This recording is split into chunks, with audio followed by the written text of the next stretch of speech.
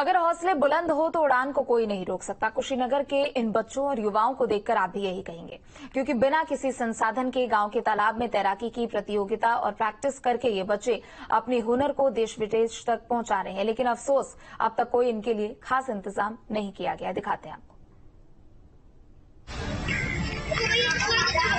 अगर जज्बों में जान हो तो उड़ान को कोई नहीं रोक सकता। ये सबूत है इस बात का। ये बच्चे गवाही हैं इन शब्दों की, जिनका हौसला और जज्बा इन्हें ऊंची उड़ान भरने के लिए तैयार कर रहा है। सुविधाओं का अभाव इनके हौसलों के आगे कितना पीछे छूट गया, इस बात की गवाही ये तस्वीरें दे रही है।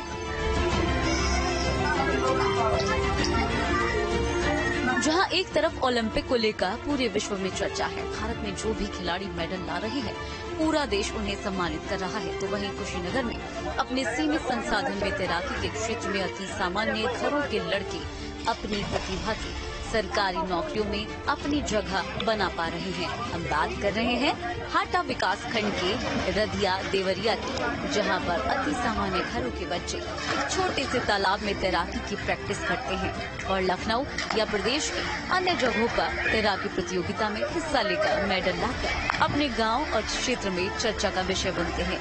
इस तालाब से तैराकी कर अपने हुनर के जरिए अब तक लगभग 75 से 80 लोग अलग अलग सरकारी विभागों में नौकरी पा चुके हैं।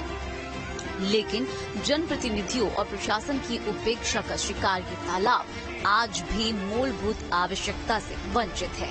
जिस तालाब ने कितनों की जिंदगी संवार दी, वो तालाब आज भी तरक्की की राह ढूंढ रहा है।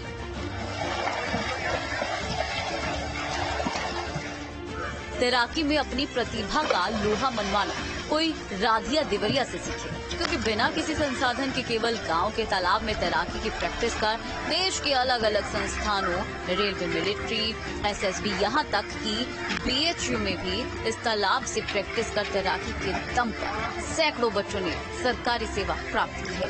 गांव के इन नौनिहालों को देखने के बाद ये लगता है कि सरकार भी अगर इस तरफ ध्यान दे दे तो आने वाले दिनों में नेशनल और इंटरनेशनल ओलंपिक से तैराकी में मेडल की भरमार लग सकती है।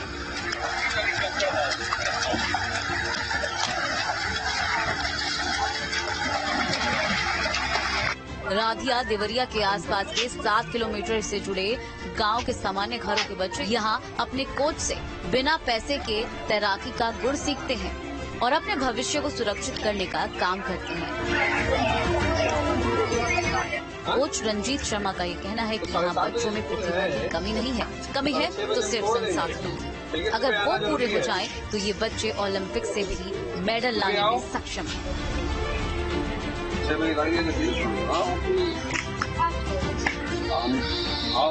कोच रंजीत शर्मा खुद ही तैराकी में नेशनल तक जा चुके हैं। अब ऐसे में जनप्रतिनिधि और प्रशासन की नजर कब इन ऊर्जावान ग्रामीण खिलाड़ियों की तरफ पड़ती है, जिससे कि इन बच्चों को तैराकी कर अपने लक्ष्य को भेदने में बढ़िया से बढ़िया सुविधा मिल सके, इसका इंतजार हम सभी को रहेगा।